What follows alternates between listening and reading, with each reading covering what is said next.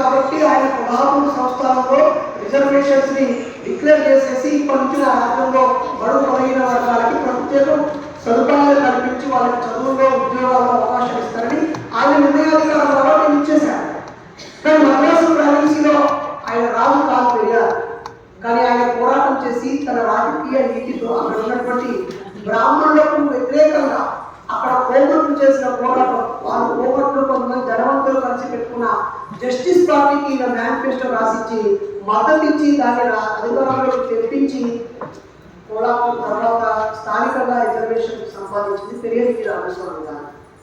అయితే 1932 నుంచి మొదలైనటువంటి రిజర్వేషన్స్ 1950లో రాజ్యాంగం వచ్చిన తర్వాత ఒక చంపకం దొరై రాజన్ అనే ఆవిడ కేసు వేసింది. నా కూతురికి 60 మార్కులు 70 మార్కులు వచ్చాయి, ఆ బీసీ అమ్మాయికి 69 మార్కులు వచ్చాయి, ఒక మార్కు తక్కువ వచ్చినటువంటి ఆ బీసీ ఆమెకి ఉద్యోగం ఇచ్చారు యాజ్ పర్ రిజర్వేషన్స్.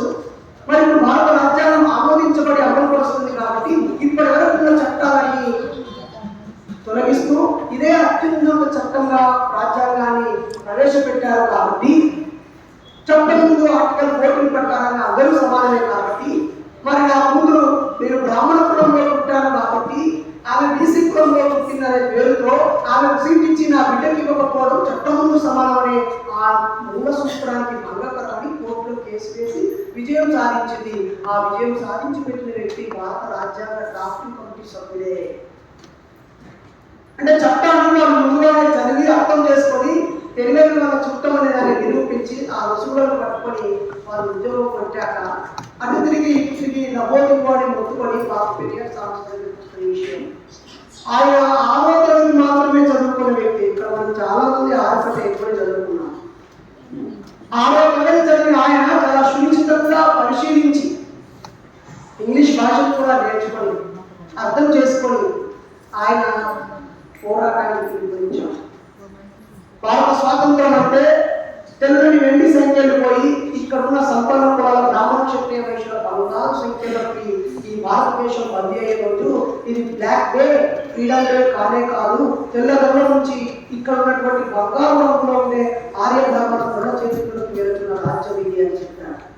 అప్పుడు ఆయన దీని గురించి ఎంత ప్రయత్నించినా మద్రాసు కోర్టులో గెలిచాక దాని నుంచి సుప్రీంకోర్టులో కేసు వేస్తాను. అక్కడ కూడా చట్టం ముందు సమానం కదా. ఎవడే ఇప్పుడు రిజర్వేషన్ అనేది మాట్లాడే చట్టం ముందు సమానం కదా, టాలెంట్ తక్కువే పడుతుందని చెప్పడానికి మనలో చాలా మంది వాటిని కూర్చోబెట్టి వివరించి అర్థం చేయించి రియలైజ్ చేయించాం, లైఫ్ తీసుకుంటాం, ఏదైనా సెంటర్ చేస్తాం డైలాగ్ కొడతాం. అప్పుడు పెరియారు జైలు బరో అని పిలుపునిచ్చారు. మన హక్కుల కోసం ఇది పూర్తిగా తప్పని ఆర్టికల్ 14F అనే క్లాసును జోడింపజేయడం కోసం చేసిన పోరాటం. మాకు సమానత్వం అక్కర్లేదు, ఆత్మగౌరవం కావాలి, మీరు ఇచ్చే రిజర్వేషన్ మాకు శిక్ష కాదు. ఇంతకుముందు బీసీ అంటే భారత చరిత్ర అన్నారు కదా, మా శ్రమ మీద ఈ దేశం నిలబడింది నడుస్తుంది, అది మా హక్కు, మీరు ఇచ్చే కాదు, మాకు ఈ రాజ్యాంగమే అక్కర్లేదు అని ఆ పేపర్ని తీసి 14వ ఆర్టికల్ని కాలబెడితే ఒక్క ఉద్యమకారుడు పిలుపునివ్వడంతో దాదాపు 3-4 లక్షల మంది స్వతంత్రంగా జైలుకి వెళ్ళిపోయింది. అందులో ఒక 8 సంవత్సరాల కూడా నువ్వెందుకు వచ్చిన తర్వాత జైలు కంటే మా అమ్మ నాన్న వచ్చినాక వచ్చిన. మరి మీ అమ్మ నాన్న ఎందుకు వచ్చిందంటే మా పెరియారు తాత చెప్పిన తర్వాత వచ్చింది. మరి మీరు చదువుకునే కదా, మీకు ఉద్యోగాలు రావాలా, ఈ చట్టం ఉంటేంత పోతేంత అంటే మా నాయకుడు చెప్పాడు, నేను చేస్తాను, మా నాయకుడిపై మా నమ్మకం ఉంది అని చెప్పాను. ఆ క్రమంలో దాదాపు ఒక 200-300 మంది ప్రాణాలు కోల్పోయి 200-300 మంది గాయపడుతున్నారు. ఒక 60-70 మంది ప్రాణాలు కోల్పోతే అది దేశమంతగా విస్తరిస్తే, తమిళులు ఎక్కడెక్కడ ఉంటే అక్కడక్కడ నిప్పు పెట్టి వెలిగిస్తే ఆ దేశం కాలిపోతుంటే, రాజ్యాంగం కాలబెడుతూ ఉంటే అప్పుడు అప్పటి ప్రధాని నెహ్రూ గారు, రాజేంద్ర ప్రసాద్ రాష్ట్రపతి గారు, సర్దార్ వల్లభాయ్ పటేల్ హోమ్ మినిస్టర్ గారు, బాబాసాహెబ్ అంబేద్కర్ న్యాయశాఖ మంత్రిగా అన్ని రివ్యూ చేసి మొట్టమొదటి రాజ్యాంగ సవరణ చేసి ఆర్టికల్ 14లో ఎప్పుడు జోడిస్తూ చట్టం ముందు అందరూ సమానమే, కానీ అసమానత్వంతో ఉన్న ఈ సమాజాన్ని సమానత్వం చేయడం కోసం జరిగే ప్రక్రియకు ఈ సమానత్వం అనే చట్టం అర్థం కాకూడదు. కాబట్టి బాబాసాహెబ్ రాజ్యాంగాన్ని పరిస్థితి తగలబెట్టలేదు. ఈ రాజ్యాంగం రక్షించడానికి ఉంది, పిల్లలకి దోపిడికి గురైన వాళ్ళకి అప్పు చేయడం కోసం ఉంది అని రాజ్యాంగం. అంతేకాని ఆయన తెప్పించిన వాళ్ళు అంబేద్కర్ రాసిన రాజ్యాంగం యొక్క అంబేద్కర్ పెరిగాడు ప్రాణస్నేహితుడు. బర్మాలో మయన్మార్లో జరిగినటువంటి బౌద్ధ సమ్మేళనంలో ఇద్దరు కలిసినప్పుడు మిస్టర్ పెరియా, నేను ఇంకా ఈ దేశంలో ఒక కన్క్లూజన్కి వచ్చేసాను, బౌద్ధం మాత్రమే సరైన, అన్ని మత గ్రంథాలను పరిశీలించాక ఎన్ని ప్రయత్నాలు చేసినా సాధ్యం కావట్లేదు. మనం చేసుకున్న ఒప్పందం ప్రకారంగా, పూరి ఒడంబడిక ప్రకారంగా ఆ ప్రభుత్వం గాంధీ గారు చేయలేదు, ఇండియాలో సాధ్యం కాదు మార్పు, కాబట్టి నేను బౌద్ధాన్ని స్వీకరిస్తున్నానంటే పెరియా రామస్వామి సలహాయిస్తాడు. ఇక్కడ తీసుకుంటే నువ్వు ఎక్కడే కనువ పట్టుకుని బుద్ధిస్టుని చెప్పుకున్నట్టు అవుతుంది. కొంతకాలం ఆగి నువ్వు తీసుకోవడానికి గల కారణాలను వివరించి లక్షలాది మందితో నువ్వు బౌద్ధంలోకి వెళ్తేనే ఈ దేశ ప్రజల మీద ప్రభావం పడుతుందని చెప్పడంలో కొన్ని సంవత్సరాల తన నిర్ణయాన్ని వాయిదా తీసుకొని తన స్నేహితులు మాత్రం గౌరవించి నలుగురులో ప్రయాణించి 5-6 లక్షల మందితో 1956 అక్టోబర్ 14 ఈ భారతదేశ మూడవాస చరిత్ర కలిగిన నాగర చరిత్ర కలిగిన నాగాపూర్ అనే భారతదేశ గడ్డ మీద ఆయన ధర్మ పరివర్తన చేసి 22 సూత్రాలను పాటించారు. మళ్ళీ ఆ 22 సూత్రాలు పెరియారు సమాధి కింద రాయమన్నాడు. దేవుడు లేడు, దేవుడు లేడు, దేవుడు లేనే లేదు, దేవుడు సృష్టించిన వాడు ఒక దుర్మార్గుడు, ప్రచారం చేసిన వాడు ఒక మూర్ఖుడు, నమ్మిన వాడు ఒక అవివేకి అని రాయమని చెప్పాడు. అసలు మన తెలంగాణలో పెరియార్ విగ్రహం ఒక్కటి కూడా లేదు తెలుసా? ఆయన రిజర్వేషన్ క్రితం ఈరోజు బీసీలు కాస్త కూస్తో విద్యారంగంలో ఉద్యోగంలో రిజర్వేషన్ పొందుతున్నారంటే మొట్టమొదటి రాజ్యాంగ సవాలే కారణం, లేకపోతే మనం గాలి కొట్టుకుపోయేవాళ్ళం. ఆ విషయం రిజర్వేషన్ అనుభవించే వాళ్ళకి కూడా ఎందుకు ఆ సవరణ జరిగింది, దానివల్ల ఏం మేలు జరిగిందనే అవగాహన లేకపోవడం, అది మన చైతన్యాన్ని కోరుకుంటున్నారు. ఇంకో విషయం ఏంటంటే ఈ భారత ఎంపైర్ చరిత్రలో ఏ ఒక్క స్వతంత్ర సమరయోధుడు కూడా ఆయన ఓట్లు దేశ స్వాతంత్ర్యం కోసం చేరుకోలేదు. It's true.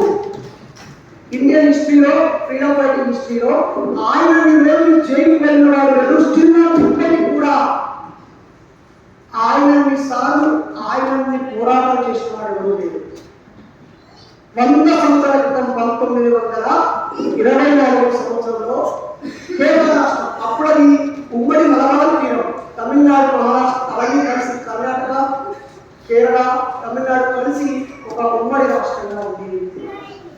ఆ ఉమ్మడి రాష్ట్రంలో వైకోం అనే ప్రాంతంలో ఒక శివ ఆలయం ఉంటుంది. అందులోకి ఏ ఇతర కులస్తులు లోపలికి వెళ్ళడానికి అనుమతి లేదు. ఊరు మధ్యలో ఉన్న ఆ గుడిలో ఒక మూలకి న్యాయస్థానం కోర్టు ఉంటుంది. ఆ కోర్టులో న్యాయవాదిగా పనిచేస్తున్నటువంటి కమ్యూనిస్ట్ పర్సన్ ఇప్పుడు మా శివుడికి బ్రహ్మోత్సవాలు జరుగుతున్నాయి కాబట్టి ఈ 12 రోజులు మీ దరిదాపుల్లోకి రావచ్చు అని ఒప్పుకుంటే చేస్తారు. బోర్డు పెట్టేస్తారు. ఎస్సీలు కాదు, బీసీలు, కౌండర్లు, కాపర్లు, కొల్లోళ్ళు, కుమ్మరోళ్ళు, కమ్మరోళ్ళు, నిద్రాజులు ఈ వీళ్ళకుండా నడవకూడదు. అది ఊరు మధ్యలో ఉంటుంది. దాని చుట్టూగా తిరిగిపోతే చాలా దూరం ఉంటుంది. అయితే ఆ దాకా తిరిగేమని మనకేం పని చేస్తే పట్టుకోవడం, అదే దైవంగా నమ్మేకోవడం. మన గొడ్రాయి, మన కోశం, మన దేవుడు, మన పని కాదు, మన ఇంటి కాదు, మన ఇంట్లో ఉంటాం. కానీ ఆ ప్రత్యేకమైన ఆ గుడిలోకి మరి న్యాయవాది ఇతను పోవాల్సిన పరిస్థితి వచ్చింది. మనమైతే పోకపోతే పోరాడుతుంది. ఏం చేయాలని పోరాటం చేస్తే ఆయన పదవి చనిపోక పెరియారు మొదటి పోతే ఈయన అక్కడికి వెళ్తాడు. ఒక్క రోజు 2 రోజులు కాదు, సంవత్సరాల తరబడి పోరాటం చేస్తారు. ఉత్తరప్రదేశ్లో నుంచి సిక్కులు కూడా వచ్చి మానవ హక్కుల పోరాటానికి ఆ రోడ్డు మీద కుక్క వెళ్ళొచ్చు, నక్క వెళ్ళొచ్చు, పంది వెళ్ళొచ్చు, గాడిద వెళ్ళొచ్చు, ప్రాణం ఉన్న మనిషిని నేను వెళ్ళకూడదా అని చెప్పి పోరాటం. ఆ పోరాటం జరుగుతున్నప్పుడు అక్కడ ట్రైబల్ సంస్థానం మహారానికి అక్కడ పూజారులు సలహాయిస్తారు. ఆ దళితుడు పోరాటం చేస్తున్నాడు, ఆ దుర్మార్గం చచ్చిపోవడం కోసం ఒక యత్నం చేస్తున్న 1,16,000 ఇస్తారు. శత్రు సంహార యాగం చేస్తారు. మహారాణిలో భర్త తెచ్చిపోతాడు, ఈయన తెచ్చుకోడు. ఆయన అప్పుడే కాదు, స్వాతంత్రం వచ్చిన తర్వాత 1995 సంవత్సరాలు బతికినాడు.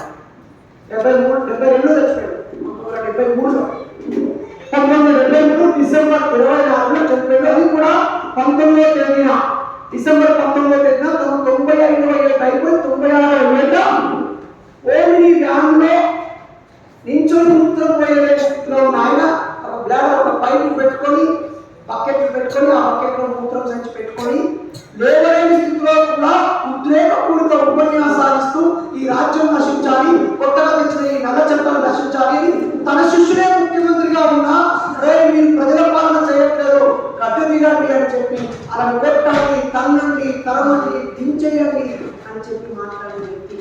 ఒక 45 రాజకీయ పదవులు వస్తే ఆయన 41 ఏట రాజీనామా చేసి తర్వాత ఒక 50 ఏళ్ల పాటు ఏ రాజకీయ పదవి తీసుకోకుండా పోరాటం చేశారు. ఆయన పెట్టినటువంటి ఉద్యమం వేరే 1925లో పెట్టాడు. Self respect